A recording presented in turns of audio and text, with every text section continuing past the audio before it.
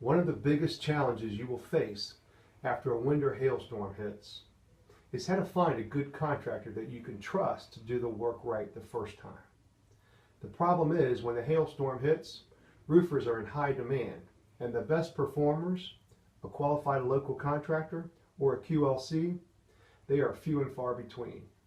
Unfortunately, many homeowners settle for an average contractor, not realizing the potential pitfalls that may await them. Hi, I'm John Francis, the owner of Northern Virginia Roofing and Exteriors, a 51-year-old family-owned and operated home improvement company.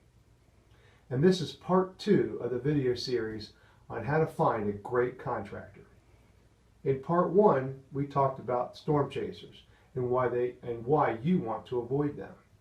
In this video, we'll look at 3 different scenarios where things could go wrong if you don't hire the right contractor.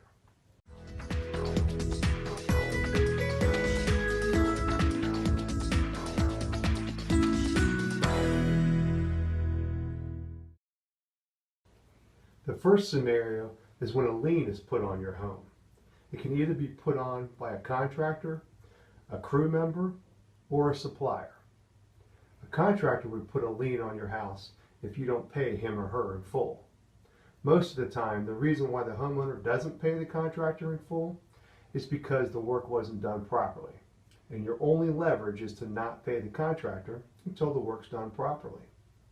So, if you didn't hire a qualified local contractor, you may find yourself stuck with a lien on your house and the contractor not willing to fix the problems. Another way a lien is put on your house is if the contractor doesn't get paid on multiple projects, be it for disputes, miscommunication with the homeowner, poor money management, inability to handle a large number of projects, or simply underestimating the cost due to inexperience. Eventually, the contractor will not be able to pay the crews and/or the supplier. If the crew believes that they are not going to get paid, their only leverage over the contractor is to put a lien on your home. Likewise, the supply company will also put a lien on your home if the contractor can't pay for the materials, leaving you responsible for paying the crew and/or the supplier. So what does this mean to you, the homeowner? I made a separate video just about property liens in which I go into greater detail on the do's and don'ts. And I also give away a lien release form at the end of the video. Click here to watch it. The second scenario is disputes between you and the contractor. Choosing the contractor is more important than homeowners may realize. In fact, the majority of all lawsuits filed by homeowners are related to the construction industry. Here are some examples of what contractors have done to spark lawsuits from homeowners. They use a lower quality product or cut corners during the installation process, thus invalidating the manufacturer warranty and potentially reducing the lifespan of your roof. Another example is the crew starts the project, tears the roof off, and then it rains, ruining the interior. A third example is the contractor doesn't complete the work for various reasons, or the contractor will take the deposit money and leave without any work done at all. Lastly, the contractor doesn't live up to the warranty after the work is completed.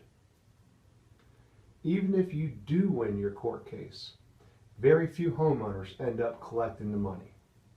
In many cases, these contractors have no assets, or they can't be found. They file bankruptcy protection, or they go out of business. The third scenario is possible code violations. If the contractor doesn't follow building code during the roof or siding installation, the county will hold you, the homeowner, responsible to bring your home back to code. Sometimes the code violation is not caught until you try to sell your home. If there is any code violation that is uncovered by the home inspector, you will be responsible to bring your home back up to code. Some code violations are plywood decking that was replaced during the roof installation that doesn't meet the code requirements of being a ½ inch or thicker. Ice and water shield is not installed at all or installed incorrectly. The plywood clips are not installed.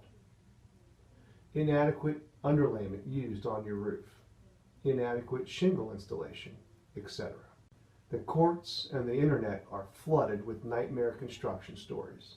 Hiring a roofing company to install a new roof that was damaged by wind or a hailstorm can prove to be disastrous if you choose your contractor poorly. Since the insurance company will pay to fix the damage done to your home by wind or hailstorm, why not pick the best contractor? I will tell you specifically how to find the right contractor in part 3 of this series. Click here for part 3. There you have it. These are the 3 major things that can go wrong if you don't hire the right contractor after a wind or hailstorm. This and other important topics are covered in my ebook, The Ultimate Hail Damage Guide for Homeowners. Learn the storm damage industry secrets and avoid getting ripped off. Click here to get your free copy. Thank you so much for watching. Make sure to subscribe by clicking on the link below because I have great videos like this coming out soon and I don't want you to miss them. If you have any questions or you would like your roof inspected, call the number you see on the screen. We'd be happy to help. Otherwise, click on the next video in the series to learn more. That didn't sound good.